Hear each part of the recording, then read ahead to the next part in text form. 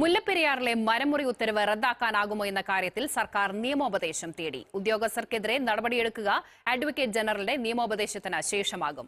വിശദാംശങ്ങൾ ശ്രീദേവി പിള്ള നൽകും. ശ്രീദേവി, ഇതുതന്നെയാണ് ഈ ഒരു ഉത്തരവ് റദ്ദാക്കുമ്പോൾ മുതൽ ഉയർന്നു വന്ന ചോദ്യം. ഇത്തരത്തിൽ വേഗത്തിൽ റദ്ദാക്കാൻ കഴിയുന്ന ഒരു ഉത്തരവാണോ, അനുമതിയാണോ ഇതെന്നുള്ള കാര്യം. കാരണം രണ്ട് സംസ്ഥാനങ്ങളുടെയും ബന്ധത്തെ ബാധിക്കുന്നതാണ്. ഈ ഒരു അനുമതി നൽകിയ ശേഷം തമിഴ്നാട് മുഖ്യമന്ത്രി നന്ദി അറിയിച്ച് നമ്മുടെ മുഖ്യമന്ത്രിക്ക് കത്തയച്ച ഒരു സാഹചര്യം വരെയുണ്ട്. എന്തായിരിക്കും നിയമോപദേശം?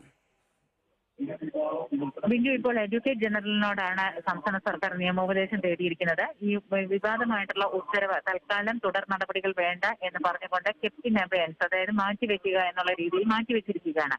ഇത് പൂർണ്ണമായും റദ്ദാക്കാൻ കഴിയുമോ എന്നുള്ളത് സംബന്ധിച്ചാണ് അഡ്വക്കേറ്റ് ജനറൽ നിയമോപദേശം നൽകാനായിട്ട് ആവശ്യപ്പെട്ടിരിക്കുന്നത്. അപ്പോൾ ഇതിൽ ഏറ്റവും പ്രധാനം രണ്ട് സംസ്ഥാനങ്ങൾ തമ്മിലുള്ള ബന്ധം എന്നുള്ളതിനും അപ്പുറം സുപ്രീം കോടതിയുടെ പരിഗണനയിലുള്ള ഒരു കാര്യമാണ്. മാത്രമല്ല, ഇങ്ങനെ യോഗം ചേരാനും ഈ വിവാദ ഉത്തരവ് ഇറങ്ങാനും കാരണം സുപ്രീം കോടതിയുടെ ഒരു നിർദ്ദേശമാണ് എന്ന് ഉദ്യോഗസ്ഥർ സർക്കാരിനെ അറിയിച്ചിട്ടുണ്ട്. അപ്പോൾ എന്തെങ്കിലും ഇതിൽ തുടർ നടപടി സ്വീകരിക്കുന്നത് നിയമപരമായിരിക്കണം. മാത്രമല്ല, അത് സംസ്ഥാന താല്പര്യത്തിനെതിരാകാൻ പാടില്ല, സുപ്രീം കോടതിയുടെ നിർദ്ദേശങ്ങൾക്ക് വിരുദ്ധമാകാനും പാടില്ല.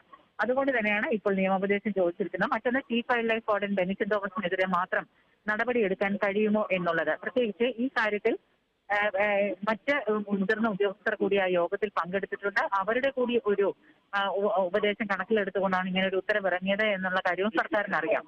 അപ്പോൾ ഈ കാര്യങ്ങളിലെല്ലാം തന്നെ തുടർ നടപടികൾ സ്വീകരിക്കുന്നതിന് മുമ്പ് വിദഗ്ധമായിട്ടുള്ള നിയമോപദേശം വേണമെന്നുള്ളത് കൊണ്ടാണ് അഡ്വക്കേറ്റ് ജനറലിനോട് ഇപ്പോൾ ഈ തരത്തിൽ ഈ കാര്യങ്ങൾ പരിശോധിച്ച് അദ്ദേഹത്തിന്റെ അഭിപ്രായം അറിയിക്കാനായി സർക്കാർ ആവശ്യപ്പെട്ടിരിക്കുന്നത്.